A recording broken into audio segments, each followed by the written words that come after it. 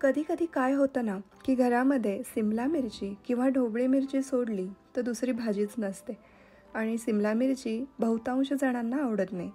मग अशा वेळेस ही वेगळ्या पद्धतीची सिमला मिरचीची भाजी तुम्ही करून पहा आणि मला आवडते की नाही हे कमेंटमध्ये जरूर सांगा. नमस्कार, टिटबिट डेलिकसी या यूट्यूब चॅनलमध्ये तुम्हा सर्वांचे खूप खूप खूप मनापासून स्वागत आहे. आज आपण बनवणार आहोत वेगळ्या पद्धतीने ढोबळी मिरचीची भाजी. ही भाजी आम्ही घरात केली की इतकी पटकन संपून जाते की काय सांगू. 2 पोळ्या जास्तच खाल्ल्या जातात. चला तर मग रेसिपीला सुरुवात करूयात.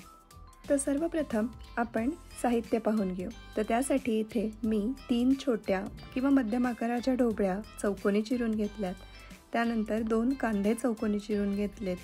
1 टमॅटो घेतला आहे. तिखट, हळद, हिंग, मीठ आणि धणेजिरे पूड घेतलेली आहे.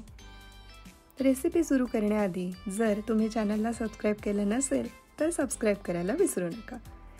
आता इथे फोडणीसाठी मी एका कढईमध्ये तेल घेतलेलं आहे आणि तेल छान तापलं की आपण त्यामध्ये मोहरी घालून घेऊया. मोहरीला छान व्यवस्थित तडतडू द्यायचं, म्हणजे मोहरी कच्ची दाताखाली येत नाही. मोहरी तडतडल्यानंतर त्यामध्ये चिमूटभर हिंग घालायचं आणि कांदा घेतला आहे तो कांदा छान लालसर होईपर्यंत परतून घ्यायचा. खरं सांगायचं तर मला स्वतःलाच ढोबळी मिरचीची भाजी इतकी आवडत नाही, पण अशी भाजी केली की मात्र मी भरपूर व्यवस्थित जेवण करते. कांदा छान परतला गेला आहे तर आता त्यामध्ये थोडीशी हळद घालायची आणि पुन्हा एकदा छान परतून घेऊयात.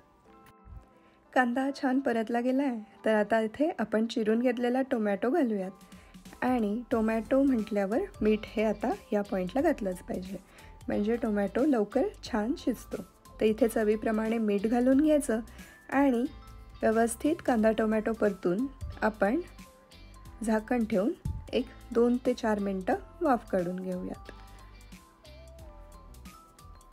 इथं साधारण मी 1-2 मिनटांनी पुन्हा बघते, चेक करते की टमॅटो शिजला आहे की नाही. तर अजून थोडासा मला कच्चा वाटतोय, त्यामुळे मी पुन्हा एकदा 2 ते 3 मिनटं वाफ काढून घेतली आहे. 2 ते 3 मिनटांनंतर आता या पॉईंटला टमॅटो छान शिजला आहे तर इथे आपण चिरून घेतलेली ढोबळी मिरची घालूयात आणि तिला छान व्यवस्थित परतवून घेऊयात. सिमला मिरची छान परतून घेतली आहे तर आता इथे पुन्हा एकदा 3 ते 4 मिनटं आपण वाफ काढून घ्यायची. वाफ काढून झाल्यानंतर तुम्ही पाहू शकता ढोबळी, कांदा, टमॅटो किती कलरफुल दिसतं आहे ना. आता यामध्ये आपण चवीप्रमाणे तिखट घालूया. 1 चमचा धणेपूड आणि 1 चमचा जिरेपूड घालून घेऊया. पुन्हा एकदा याला छान मिक्स करायचं आणि शेवटची 4 ते 5 मिनटं वाफ काढून घ्यायची. ही भाजी अगदी 15 मिनटात बनून तयार होते.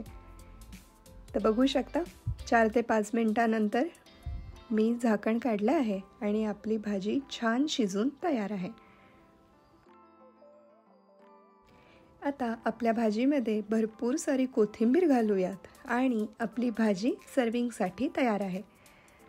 नुसते बॅचलर्स म्हणून जे राहतात किंवा ज्यांना स्वयंपाक करायचा खूप कंटाळा आला आहे अशांसाठी ही भाजी म्हणजे एक वरदानच आहे. झटकन पटकन तयार होते. तर तुम्ही ही रेसिपी नक्की ट्राय करा. कशी वाटली ते मला कमेंटमध्ये जरूर कळवा आणि हो, चॅनलवर नवीन असाल तर सबस्क्राईब करायला विसरू नका. चला भेटूयात पुढच्या व्हिडिओमध्ये. तोपर्यंत थँक्स फॉर वॉचिंग.